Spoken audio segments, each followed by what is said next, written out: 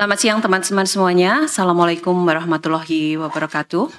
Pada siang hari ini kami akan menyampaikan statement kelembagaan terkait dengan KPK yang nanti akan disampaikan oleh Bapak Alexander Marwata dan juga didampingi oleh Pak Sekjen KPK Bapak Cahya Haharyafa. Nanti akan mempersilahkan Pak Alex dulu untuk menyampaikan pernyataan kelembagaan kepada teman-teman media semuanya, dan kemudian nanti akan kita lanjutkan dengan tanya jawab. Siang teman-teman, Assalamualaikum warahmatullahi wabarakatuh.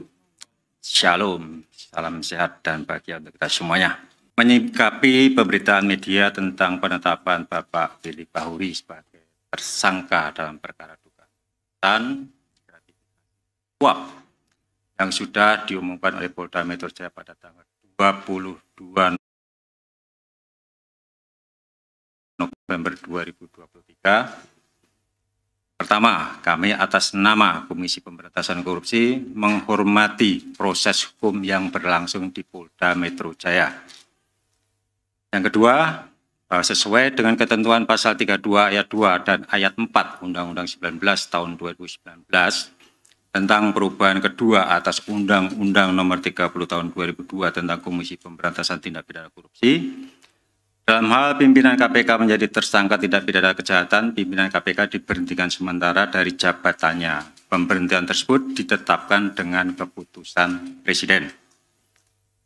Yang ketiga, pimpinan KPK secara kolegial tetap solid dan berkomitmen memastikan KPK akan tetap melaksanakan tugas sebagaimana yang dimandatkan oleh Undang-Undang KPK, menuntaskan perkara-perkara tindak pidana korupsi baik di tingkat penyelidikan, penyidikan, maupun pengembangan hasil persidangan, fakta-fakta persidangan, dan juga KPK juga tetap melaksanakan program pencegahan korupsi seperti pengawalan pada penyelenggaraan pemilu, program aksi pencegahan dalam Stranas KPK, program koordinasi dan supervisi, pendidikan anti korupsi, dan lain-lainnya tetap berjalan sebagaimana mestinya.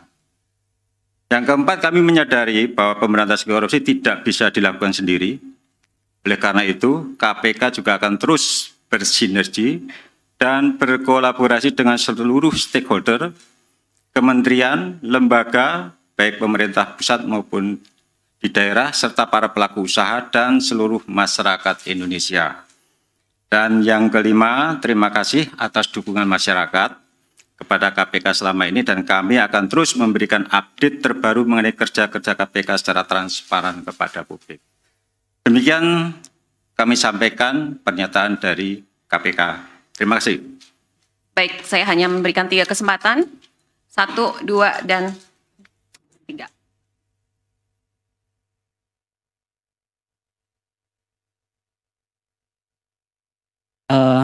Selamat malam. Selamat malam lagi. Sorry. Biasanya malam soalnya. Selamat siang Pak Alex. Saya Hedi dari Kumparan. Langsung saja pertanyaannya begini. Ada 2. KPK akan masih memberikan pendampingan hukum nggak kepada Pak Ketua yang sudah ditetapkan tersangka? Terus yang kedua, ini kan dugaannya yang disangkakan itu dugaannya pemerasan begitu. Nah, apakah ini kan biasanya pimpinan juga sering mengatakan soal kerja kolektif kolegial. Nah, ini ternyata di dalam pimpinan ini ada yang ini, apakah pimpinan itu tidak merasa kecolongan begitu? Terima kasih.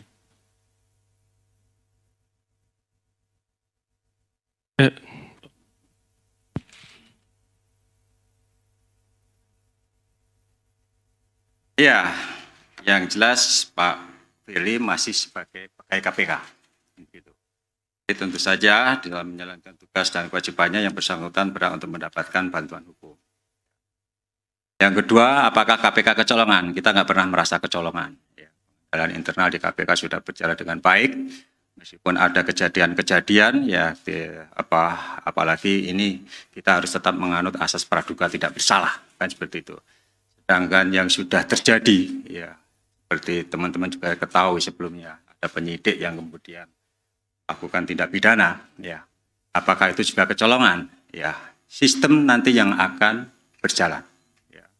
Masuk yang sedang berjalan di mana penjaga rutan itu juga akhirnya ketahuan.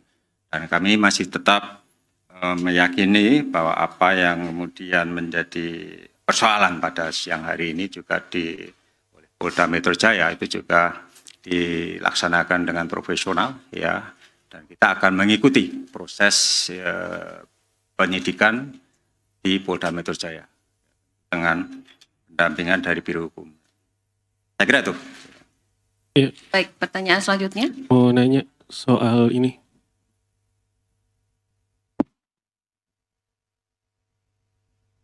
Pak Alex, saya Yogi dari Harian Kompas.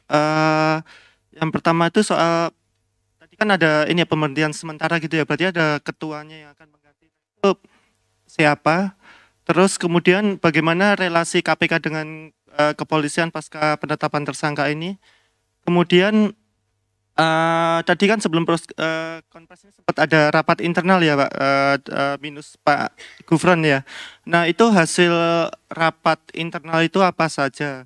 Kemudian terakhir peristiwa ini tentu akan menjatuhkan marwah KPK gitu ya, terutama dalam menjaga kepercayaan publik gitu. Nah apakah KPK akan melakukan proses perlawanan hukum atau seperti apa nanti ke depannya, termasuk juga dalam pemberantasan korupsi ini untuk memberikan kepercayaan kepada masyarakat. Terima kasih. Siapa yang menjadi wakil, siapa yang menjadi ketua, kan begitu kan? Ya, ini kita tidak berandai-andai, ya, tidak berandai-andai, dan kita juga tidak tahu, dan belum juga ada kepres dari Presiden. Dan sampai dengan saat ini, Pak Firly masih sebagai ketua KPK, kan begitu, dan menjalankan tugas seperti biasa. Kemudian terkait dengan kegiatan koordinasi kepolisian tidak ada persoalan. Karena ini menyangkut lembaga, bukan person pribadi-pribadi. Jadi kalau terkait kelembagaan, ya nggak ada terganggu. Sama saja kita berkoordinasi dengan Kementerian Pertanian, sekalipun menterinya sudah kita tetapkan tersangka dan kita tahan. Jadi, sama sekali nggak ada gangguan terkait dengan koordinasi kerjasama sinergi dengan pihak kepolisian. Kemudian terkait dengan opini publik, ya tentu cara yang paling efektif untuk meningkatkan kepercayaan publik adalah dengan kerja-kerja dan kinerja KPK, kan begitu kan? Tadi sudah saya sampaikan bahwa kami tetap berkomitmen dan tidak terpengaruh dengan kejadian ini, ya. Kita akan selesaikan semua perkara-perkara baik yang besar yang sedang kita tangani maupun dari hasil pengembangan di dalam tahap penuntutan maupun di dalam proses penyidikan. Nah, nanti perkembangan penanganan perkara tentu akan kami sampaikan ke teman-teman ketika kami sudah menetapkan tersangka. Saya kira itu. Baik, Rapat internal kalau urusan internal lah. satu pertanyaan terakhir. Mbak, ini mau nanya soal ini. Apa ada nggak sengaja? Jadi Pak Ketua ini, Ketua KPK Firly Bahuri ini masih aktif atau sudah dinonaktifkan saat ini? Masih sangat aktif. Yang bersangkutan tadi juga ikut rapat dan yang bersangkutan ada di ruang kerjanya dan melaksanakan pekerjaan seperti biasa. Terus yang kedua mau nanya soal ini kan kasus di Kementerian kan berarti ada pemerasan dalam sebelumnya. Nah apakah kasus itu bisa dikatakan cacat hukum? Karena kan ada tindak pidana di dalam pengusutan tindak pidana. Terus yang kedua mau nanya dulu Pak Alex pernah bilang kalau seandainya mau menyuap atau memeras harus lima-limanya pimpinan. Nah sekarang sudah di di Polda Metro Jaya Pak Firly sudah jadi tersangka. Apakah ini benar hanya kelakuan Pak Firly atau ada pimpinan lain yang berperan? Sekali lagi kita harus menganut asas praduga tidak bersalah, ya. Kita tidak tahu bukti apa yang dimiliki Polda, kan begitu. Kita nggak ngerti bukti apa yang dimiliki oleh Polda, keterangan saksi siapa, apakah sudah terverifikasi dengan baik. Tapi fakta hari ini ya penyidik Polda menetapkan tersangka. Ya kita ikuti saja proses hukum itu di Polda, kan begitu. Apakah kemudian itu akan menyebabkan proses penetapan tersangka Ijal menjadi cacat? Tentu saja tidak, dan tidak ada hubungannya. Tentu, nggak ada hubungannya sama sekali. Itu dua hal yang berbeda, ya. di mana penetapan dari SYL itu tentu semua sudah didasarkan atas alat-alat bukti yang kami kumpulkan, penyidik kumpulkan. Dan kami meyakini bahwa berdasarkan alat bukti yang cukup, telah terjadi peristiwa pidana, korupsi tentu saja, dan siapa pelakunya. Kan begitu. Terus apa lagi tadi? Udah kan? Pak,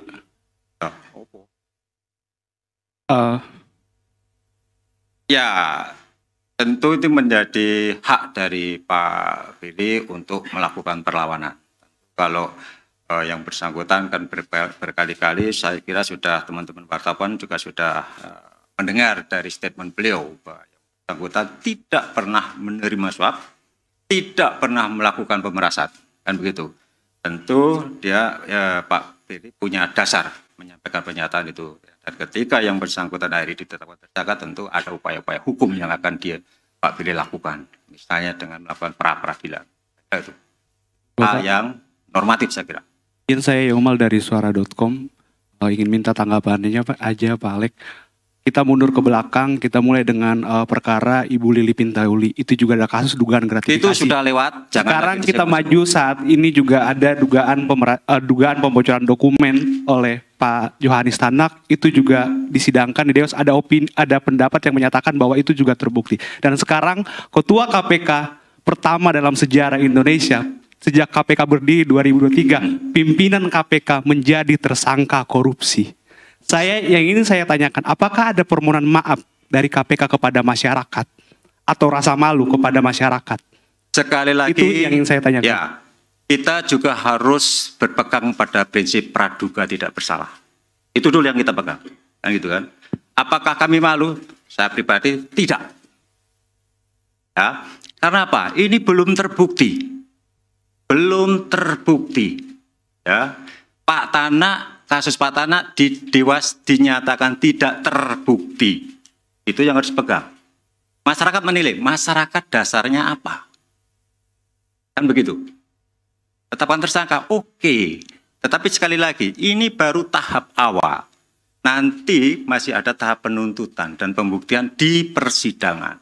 Itu yang teman-teman harus kawal, monitor, ikuti bagaimana proses ini berjalan di Polda. Tidak berhenti di sini. Tidak berhenti pada penetapan tersangka. Kita lihat, Polda sebelumnya juga melakukan penyidikan terhadap kebocoran dokumen. Ya kan? Mana hasilnya? Kalian nggak pernah tanyakan. Ya kan? Kalian nggak pernah monitor, tanyakan. Sementara di Dewas, apa fakta yang ditemukan Dewas pada kasus pembocoran dokumen di SDM? Nah itu. Kalian harus cermati juga itu. Oke. Baik teman-teman, saya rasa sudah cukup kesempatan untuk bertanya. Terima kasih sekali lagi pada teman-teman wartawan yang hadir dalam konferensi pers hari ini. Mohon maaf jika ada yang salah-salah. Terima kasih, salam sehat. Assalamualaikum warahmatullahi wabarakatuh.